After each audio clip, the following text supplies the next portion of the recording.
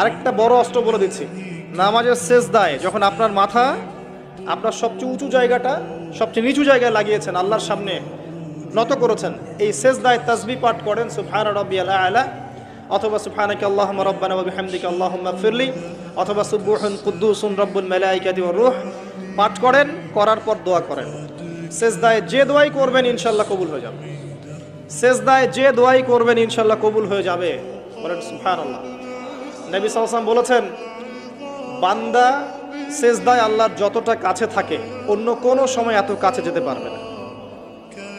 আর আমরা কি করে টুপ করে সেজদা দিয়ে টুপ করে উঠে যাই, একটা দোয়া করার সুযোগ পাই না, চান্সও দেই না।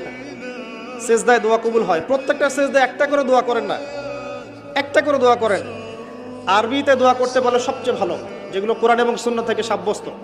যদি নফল নামাজ পড়েন, আপনার আরবি জানা নাই মোটেই, বাংলাতেই বলেন আল্লাহ আমি অসুস্থ, আমাকে শেফা দাও।